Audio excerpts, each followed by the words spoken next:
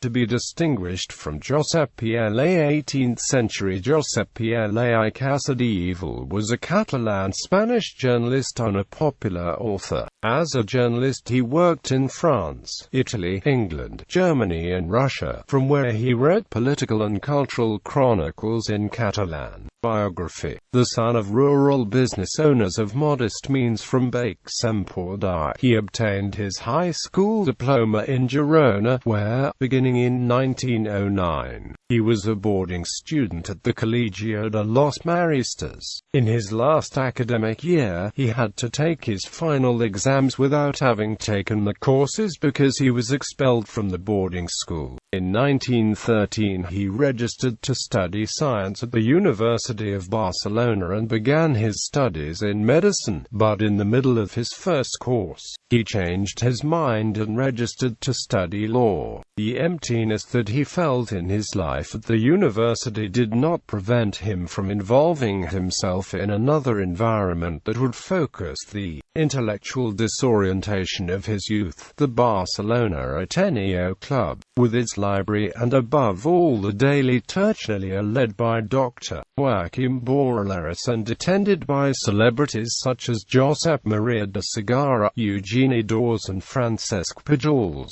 His admiration for Pio Barolla came from this period, a constant reference for his generation, as well as the influence of Josep Pla, a childhood friend and teacher, whom he credits with his decision to distance himself from the pretentious style of the 19th century and to support a literature for the whole world, based on intelligibility, clarity, and simplicity, ideas which would be constant features through his literary career. In 1919 he graduated with a degree in law and began to work in journalism, first in Las Noticias and soon after in night publication of La Publicidad.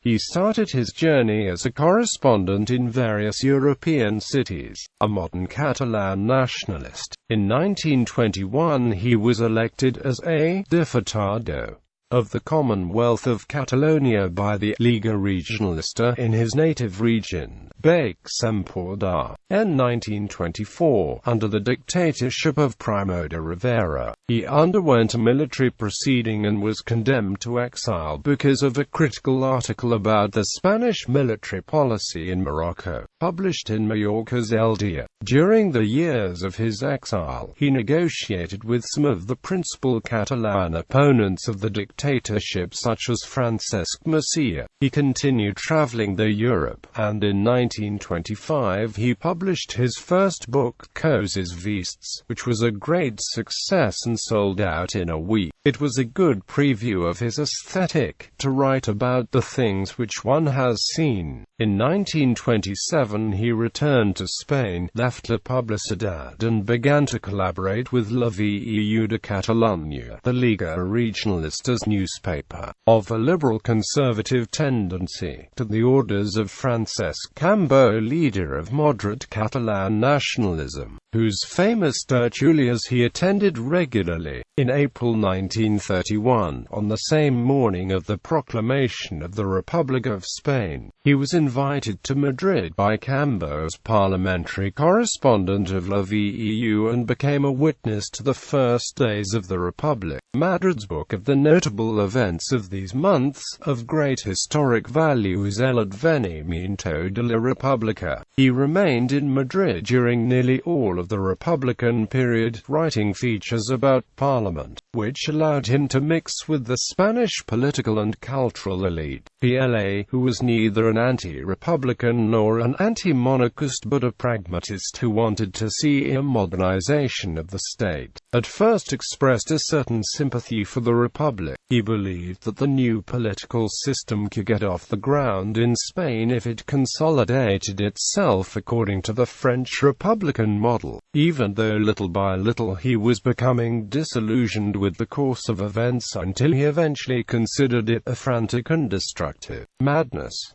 Claiming health reasons, he abandoned an agitated and dangerous Madrid a few months before the beginning of the Spanish Civil War. Not even Barcelona seemed safe to him, and he fled in a boat of the Catalonian region towards Marseille in September 1938, in the company of Vardenberg, a Norwegian citizen born in Barcelona who worked for the Francoist espionage service. She was the only person from his secretive and often meager romantic life with whom we can be certain that he was involved. He continued his exile in Rome, where he wrote a good part of the immense Historia de la Segunda República Española, an assignment for Francesc Cambó, one of the financiers of the military uprising, which Pla would refuse to republish during his lifetime, despite its being a historical work of great interest. In the autumn of 1938, in Bergen, Pla traveled to Biarritz, and from there they managed to reach San Sebastian, where they entered the Francoist-controlled portion of Spain. In January 1939, he, Manuel Aznar and other journalists entered Barcelona along with the victorious Francoist troops. Between February and April 1939, when the war ended, he became the assistant manager of the newspaper La Vanguardia under the direction of Aznar. Overwhelmed by the course of events of the immediate post-war period and before the unexpected failure of his project at La Vanguardia, he moved to the Empordà and separated from Vardenberg. In September 1939, he published his first article in Destino, the weekly publication that his Catalan friends created in Burgos and for which he started to write weekly a few months later. From February 1940, these are the years he spent traveling around his native region, discovering its landscapes and people, small towns and, of course, the sea.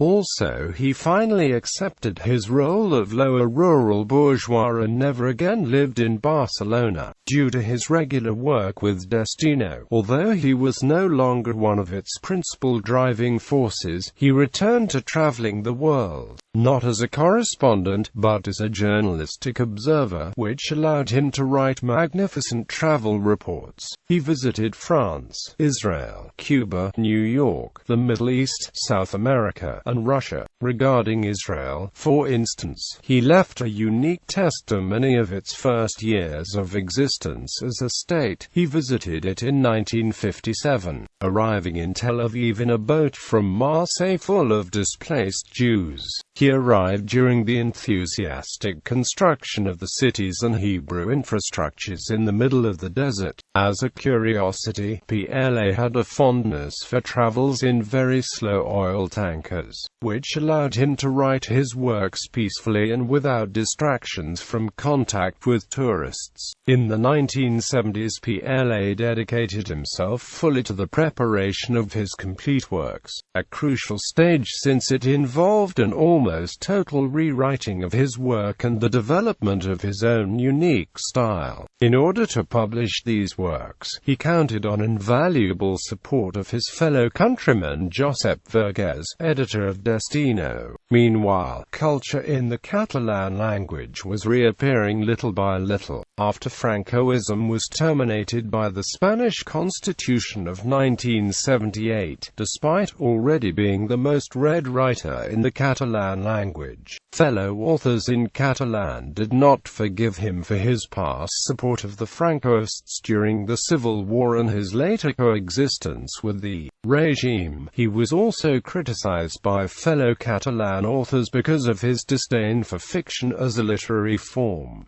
He proved himself equally distant. His often sarcastic criticism of some Catalan political and cultural figures had the result, similar to the case of the artist Salvador Dali, that Catalan culture denied him recognition in the form of prizes. They alienated him from his magazine for life, and they did not recognize his extraordinary worth until many years later. Even so, in 1980, near the end of his life, Josep Pla gave him the Medalla d'Or de la Generalitat de Catalunya. It is worth mentioning, as it represented a minor fissure within the so far monolithic rejection of PLA by writers in Catalan, that Joan Coromines, a fundamental Catalan etymologist, supported PLA in his own acceptance speech for the gold medal Coromines was also granted. PLA died in 1981 in his native Empordà, leaving 38 volumes of obra completa published, and many unedited papers that have been published since his death. Notability of his work. PLA had to live under censorship for much of his life, first during Primo de Rivera's dictatorship, later in Italy and Germany, and during Francisco Franco's long rule. Although he initially sympathized with the dictatorship, his support only lasted a few months. He soon began to show skepticism, especially as it became impossible to publish in Catalan. Although he always maintained a moderate political stance that allowed him to publish, he was deeply uncomfortable with Franco's tireless censorship. He hated the regime's disdain for Catalan language and culture and its stubborn inability to turn itself into a democracy, not even a tutelary one. The most important characteristics of the Planian literary style are simplicity, irony, and clarity. Extremely modest and sensitive to ridicule, he detested artifice and empty rhetoric. Throughout his literary life, he remained faithful to his own style, the necessity of a clear, precise, and restrained writing, and his lack of interest in literary fiction, cultivating a dry style, apparently simple, practical, and devoted to that which is real. He was an acute observer of reality in its smallest details, and he gave a faithful testimony of the society of his time. His works show a subjective and colloquial vision, anti-literary, in which he stresses, nevertheless, an enormous stylistic effort by calling things by their names and coming up with the precise adjective. One of his most persistent literary obsessions. An untiring writer, from his viewpoint life is chaotic, or irrational, and unjust, while the longing for equality and revolutions are a delusion that incites worse wrongs than those that it tries to put a stop to. Conservative and rational, he was not inclined to action, but voluptuousness and sensuality, the pleasure of putting the world down on paper. A good conservative, he ate well and drank better, an inveterate smoker. He wore a bowler hat from his youth and later was inseparable from his country beret. He hated banality, cultural affectations, and people who talk just to hear themselves. So he wrote, "It is more difficult to write than to think, much more difficult, so everyone thinks." Works. PLA lived a life completely dedicated to writing. The extent of his obras completes, which is a collection of all his journals, reports, articles, essays, biographies, novels, and some poems, gives an idea of its daunting work schedule while complicating its chronological classification. Many of these pages are the fruit of a hard process of rewriting texts from his youth and weekly articles that were published in Destino for nearly 40 years, as well as hundreds of articles published in different newspapers and an abundance of correspondences. Thematic classification is not easy either, as many articles appeared in different locations with some changes. His thematic repertoire is extensive and, above all, the boundaries between the genres that he developed are not always clear. However, we can make an attempt at organizing into genres. Narratives. Coses vistes linterna magica. Relations are books in which narration predominates but foreshadows and hints at other genres which later will be fundamental in his work. Life imbitters. El Carrari Stretan Agua de Mara. Later narratives. Books of notable events and memories. The Book of Notable Events gives PLA great liberty in the combined use of different genres: the personal diary, description, narration, dialogue, personal reflections, advice to the reader, the portrait and analysis of the customs of people and towns. El Quadernari is a book of notable events that was devoted to PLA. It was not an authentic diary, but a literary book of of Notable Events, compiled later. The central themes of the Book of Notable Events of the Countryside and Geography of Empord are descriptions of daily life and the narrator-author's obsession with writing, anthropological and folkloric essays, El País y su Mundo and Les Hors, biography, Vida de Manolo, Santiago Arsenal y su Tiempo, Francesc Cambo, Hominots, Retrats de Passport and Tres Senyes. Other apparently biographical works are Girona, Un Llibre de Records, Primera Volada, Notes Disperses and Notes del Cap Vespral.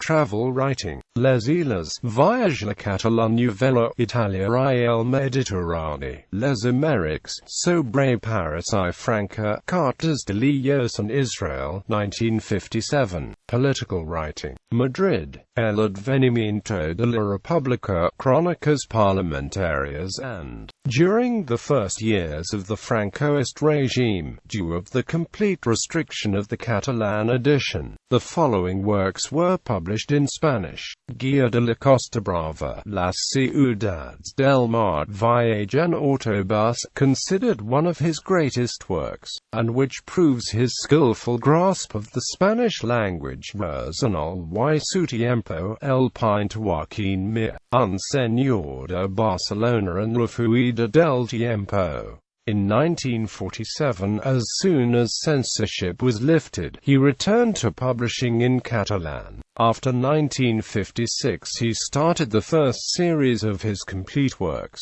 which extended to 29 volumes and in which he began to publish his extraordinary portrayals Hominots. In 1966, Editions Destino began the publication of this series. The first volume was an unpublished work, El Quaderno Gris, a book of notable events initially written when he was only a little over 20 years of age. It was translated into Spanish as El Quaderno Gris by Dionisio Ridruello and into English as The Grey Notebook by Peter Bush. It was considered a before and after in the public consideration of Pla, much more than as a journalist, as the best narrator of contemporary Catalan literature. The success of the criticism and publicity of this work convinced Vergés to continue publishing the complete work, which has reached volume 46, with unpublished manuscripts not free from controversy by the supposed amendments and manipulations to which Vergés himself was subjected. Later Gil, his heir, became much more preoccupied with economically exploiting the documents than putting them at the disposal of investigators of the Josep Pla Foundation. Even though he did not write plays, his life and work inspired various significant works after his death, among which are Els Amateurs ya están batats 1990, in which Josep Maria Flotage creates a portrait of Pla through a collage of his texts. Also La Increíble Historia del Dr. Floyd Amp, Mr. Pla, a production by Els Joglers, which recreates the work of Robert Louis Stevenson, where the characters Dr. Jekyll and Mr. Hyde are, respectively, a Catalan industrialist obsessed with wealth and, on the other side, an educated and indulgent writer which personifies the opposed values of industrial bourgeoisie, based on Pla. His liberal conservative thought, skeptical and uncompromising, filled with irony and common sense, still resounds today, even though it seems to contradict the current cultural establishment the same as it did the previous establishment. His books remain in print, and both Spanish and Catalan critics have unanimously recognized him as one of the greatest writers of the 20th century. During the Franco period, a literary prize was established, under his name, for works written and published in Catalan. Bibliography: Josep Pla, Life and Bitters, translated by Peter Roland Bush. Archipelago Books, New York, 2015. ISBN 9780914671138. Josep Pla Foundation. Biography. List of complete works, etc. Espada, Arcadi, Josep Pla. Editorial Omega, Barcelona, 2004, ISBN 9788428212465. Josep Pla, Cristina Badosa, Letra UOC.